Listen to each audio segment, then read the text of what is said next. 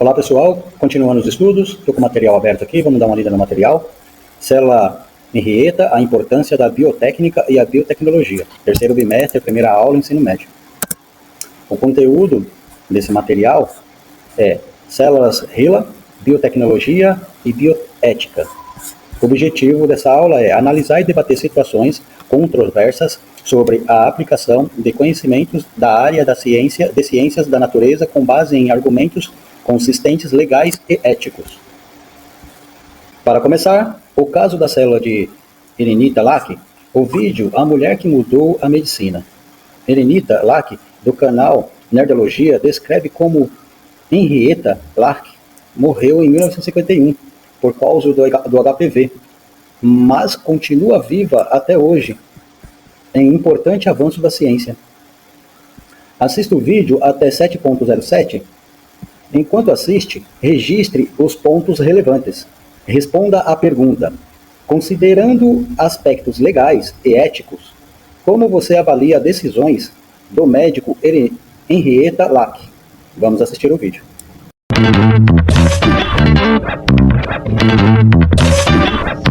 Sejam bem-vindos ao Nerdologia. Eu sou o Átila, biólogo, pesquisador e com as minhas células no lugar, por enquanto. Hoje a gente vai ver como a Henrietta Lacks morreu em 1951 por causa do HPV, mas continua viva até hoje. Antes de tudo, ao contrário da Henrietta, hoje a gente pode ser esperto e se proteger contra o HPV com a vacina. Por isso, esse vídeo tem o apoio do Ministério da Saúde. Meninas de 9 a 14 anos, meninos de 11 a 14 anos têm vacina grátis em qualquer unidade de saúde, só não pode esquecer de tomar a segunda dose da vacina 6 meses depois. E você vai se proteger de um vírus que pode passar anos no seu corpo e causar câncer, como a gente vai ver agora. Em janeiro de 1951, a Henrietta Lacks procurou ajuda médica por causa de um calo que ela sentia no seu útero. Com 30 anos, ela foi admitida no hospital da Universidade Johns Hopkins, o mesmo lugar onde um pesquisador, George Guy, estava há anos tentando cultivar células humanas fora do corpo. Isso pode ser feito comigo ou com você, se a gente raspar um pouco da pele e colocar células que caem numa garrafa ou numa plaquinha de plástico, controlando ali temperatura, o ambiente e colocando nutrientes com alguma coisa parecida com um caldo de carne, essas células realmente continuam se dividindo como se estivessem no nosso corpo. Mas se elas cobrirem a superfície disponível, como se tivessem coberto a nossa pele, param de se dividir. E mesmo se não ocuparem tudo, depois de um pouco mais de 50 gerações se dividindo, as células morrem, como a gente explicou no episódio sobre imortalidade. Ou quase todas morrem. George e sua esposa Margaret sabiam que um tipo de células podia crescer sem parar por bem mais gerações, as células tumorais, e estavam por anos tentando crescer esse tipo de células sem sucesso, até a Henrietta aparecer. Nas visitas, a Henrietta descobriu que o caroço no seu útero era um tumor, e sem ela saber, o cirurgião que fez uma das biópsias do tumor mandou um pedaço para o laboratório do Guy. Ao contrário de todas as tentativas anteriores, as células da Henrietta cresceram. E como? Elas se dividiam a cada 24 horas sem parar. Uma ótima notícia para o Guy, que finalmente conseguiu cultivar células humanas, e péssima notícia para a Henrietta, que apesar do tratamento, faleceu ainda em outubro de 1951. Pacientes não precisavam consentir nem ser informados de tecidos, sem identificação na época, então ela nunca soube que as células dela estavam crescendo em laboratório. E as células receberam o nome de HeLa. Se dividindo tão rápido e crescendo tão bem, as células HeLa começaram a ser enviadas para pesquisadores do mundo todo. Toneladas das células dela foram cultivadas em frascos de vários laboratórios, mais células do que a própria Henrietta teve quando era viva. Eu mesmo cresci algumas no meu doutorado e foram usadas em uma série de descobertas. Com elas foi possível testar diretamente o efeito de toxinas, radiação e várias agressões em células humanas, o que não resolveu, mas diminuiu a necessidade de experimentos em animais. Estudar como elas se dividem ajudou a entender e combater o câncer. As células HeLa foram infectadas e ajudaram a desenvolver o tratamento contra herpes, gripe e até serviram para cultivar o vírus da poliomielite, que gerou a vacina Salk contra a polio. Por conta desse tipo de estudo, a gente descobriu que as células HeLa são bastante resistentes à radiação, o que inclusive pode explicar por que esse tipo de tratamento não funcionou com a Henrietta na época. Com o tempo, não só a gente descobriu como as células funcionavam, mas também porque normalmente elas não crescem sem parar fora do corpo. O limite de divisões parece ser um dos passos que a gente tem para controlar as nossas células e garantir que elas não vão causar um tumor. Enquanto os tumores acontecem justamente quando mutações destroem o controle dessas divisões. Mutações que podem acontecer das formas que a gente já explicou no episódio sobre superpoderes ou que podem ser causadas diretamente por alguns vírus, como a gente descobriu pouco tempo depois. Em 1964, Anthony Epstein e Yvonne Barr testaram amostras de crianças africanas que sofriam de linfoma, um tipo de câncer que o médico que as tratou achava que parecia contagioso. E nas amostras eles identificaram um vírus que causava o linfoma, que ganhou o nome de vírus Epstein-Barr, o primeiro vírus humano que a gente descobriu que podia causar câncer. E nas décadas de 80 e 90, descobrimos outro, o que explicou o que aconteceu com a Henrietta décadas antes. Harold Zurhausen, um virologista alemão, encontrou o vírus do papiloma humano, ou HPV, em várias amostras de câncer cervical. E quando ele testou as células HeLa, mais de 30 anos depois delas terem saído da Henrietta, elas ainda tinham traços do vírus, e justamente o tipo mais agressivo de HPV. Vírus como HPV são invasores de genomas, que conseguem invadir as nossas células e colocar o próprio material genético no nosso núcleo, onde eles podem ficar dormentes por anos. E para garantir que não vão ser incomodados lá dentro, eles conseguem inclusive sabotar a capacidade de autodestruição das nossas células, que a gente explicou no episódio de imunoterapia. Por isso, alguns tipos de HPV podem causar câncer cervical, câncer de boca, faringe, reto, esôfago, muito provavelmente o que matou a Henrietta. E que a gente pode evitar hoje com uma simples vacina. Ela mesma nunca soube o que fizeram com as suas células, como a Rebecca Skloot conta muito bem no A Vida Imortal de Henrietta Lacks. Até a família Lacks só ficou sabendo em 1975 que as células dela ainda eram cultivadas. E isso porque precisaram de material genético da família toda para entender a composição genética das HeLa. Boa parte das HeLa foram distribuídas gratuitamente ou a preço de custo para laboratórios do mundo todo. Mas mesmo assim, vários kits comerciais dependiam de células HeLa e a família nunca recebeu por isso ou por qualquer uso. Só muito tempo depois, com a ajuda da Rebecca no começo dos anos 2000, os filhos da Henrietta começaram a realmente entender o que se passou com a mãe deles, conforme o livro foi escrito, inclusive. O que virou filme em 2017. Pode parecer que o dilema ético de usar ou não material biológico de alguém sem permissão é uma coisa do passado, mas ainda em 2013 o genoma das células HeLa foi sequenciado e quase ficou disponível publicamente sem que a família soubesse. Até os Lacks descobrirem e levantarem a questão de que publicando o genoma da Henrietta seria possível saber o material genético dos outros membros da família, como os irmãos dela e os filhos dela. Ao invés de deixarem o genoma disponível publicamente, a família passou a fazer parte de um comitê que julga quem pode ou não ter acesso a esses dados. Conforme sequenciar e analisar genomas fica mais barato e mais acessível, esse tipo de questão é cada vez mais importante. Com a informação genética de alguém, a gente já pode inclusive ter uma noção de como é a sua personalidade e até a fisionomia do rosto. Agora, se você fica preocupado com os dados que o Facebook e outras empresas conseguem quando a gente usa redes sociais, imagina em quantos lugares você já não deixou um pouco do seu DNA para trás. Nesse episódio, o livro citado foi A Vida Imortal de Henrietta Lacks, que é um ótimo livro onde a Rebecca conta como ela conheceu a Débora, a filha da Henrietta, e como juntas elas descobriram mais sobre a mãe. E junto disso tudo veio uma ótima explicação científica sobre as células HeLa e um debate muito legal sobre ética.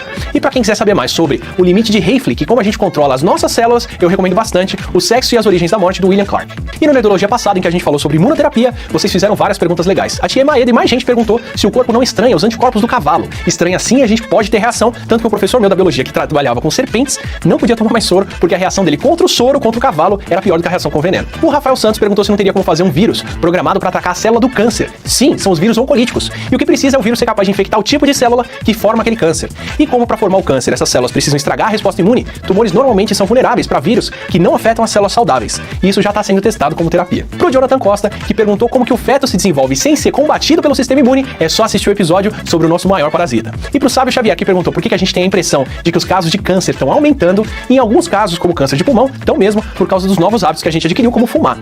Mas a gente também tem melhores diagnósticos hoje, então casos como uma leucemia, que é um câncer que só pode ser pego por teste de sangue, não podiam ser detectados antes. E em muitos casos as pessoas estão vivendo mais e chegando na idade em que desenvolvem câncer. Agora, ao invés de morrer de infecção aos 3 anos de idade, a gente morre de câncer aos 80, graças às vacinas. Não se esqueçam de curtir, compartilhar o vídeo, assine o canal para conhecer mais imortais e até a próxima quinta. Ok, continuando aqui, foco no conteúdo, algumas aplicações da célula HeLa. Em 2001, publicado na revista Science, descoberta que o vírus da AIDS, HIV e o vírus Ebola compartilham um método semelhante de entrada nas células, dando suporte ao desenvolvimento de vacinas. Em 2008, o ganhador do Prêmio Nobel, foi demonstrado que certos vírus, quando presentes em células HeLa, pode causar câncer, contribuindo para o desenvolvimento de vacinas contra o câncer do colo de útero. Foco no conteúdo. Bioética.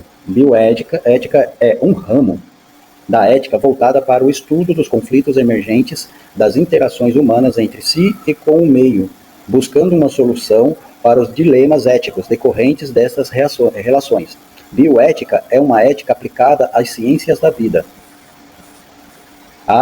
Uma das aplicações da bioética é discutida no vídeo Uso de animais na pesquisa científica, do canal Luz, Câmera e em Ciências, da Universidade de São Paulo, USP. Vamos ver o vídeo também. Antes de ver o vídeo aqui, deixa eu ler o que está aqui embaixo. Aqui, ó. Como ética aplicada, o ensino de bioética deve incluir o diálogo, problematização, dilemas e estudos de casos. Vamos assistir o vídeo. O uso de animais para pesquisa e ensino é um assunto polêmico que divide opiniões. Como você acha que esse uso é regulamentado? Vem com a gente descobrir!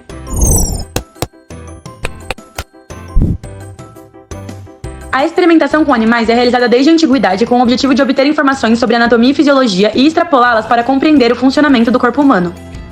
No passado, acreditava-se que os humanos eram seres superiores aos animais e que estes eram desprovidos da capacidade de sentir dor, o que fomentava a realização dos experimentos sem qualquer tipo de preocupação com o bem-estar animal.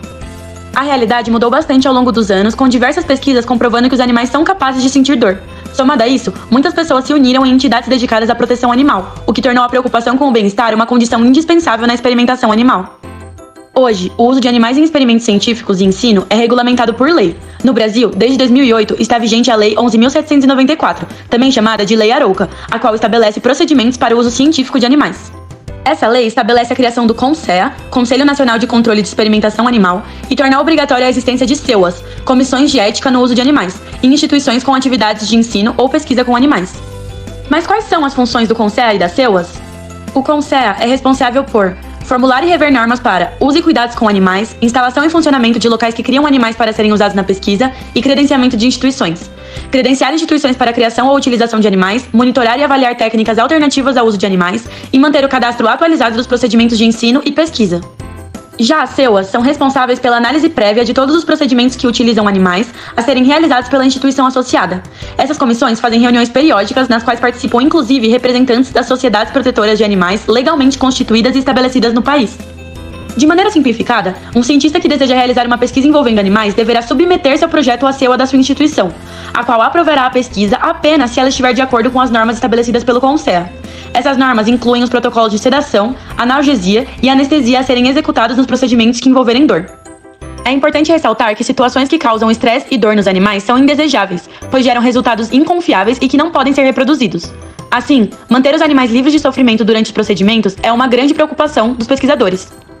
Além da legislação, o uso de animais na pesquisa também é pautado no princípio dos 3 R's, estabelecido pelo zoologista William Russell e pelo microbiologista Rex Birch em 1909.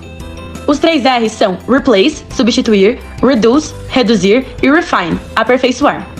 Replace refere-se à substituição dos experimentos em animais por outros tipos de estudos, como culturas de células, modelos matemáticos e testes in vitro, quando possível. Reduce significa reduzir o número de animais utilizados na pesquisa ao mínimo, sem que isso prejudique a confiabilidade dos resultados obtidos.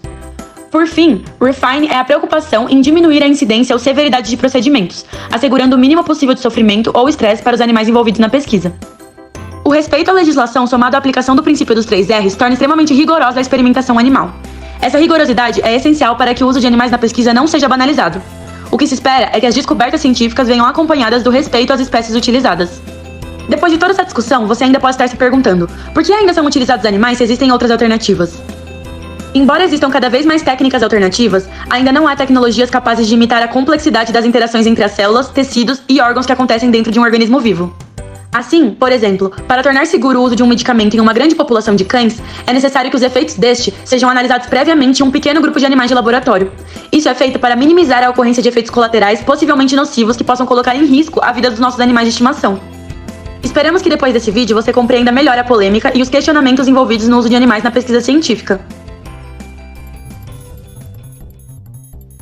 Agradecemos por ter assistido até aqui. O Luz, Câmera e Ciência é um projeto realizado por alunos de graduação da USP com o objetivo de trazer conhecimento científico de forma acessível para o público através de vídeos. Quer saber mais sobre nós?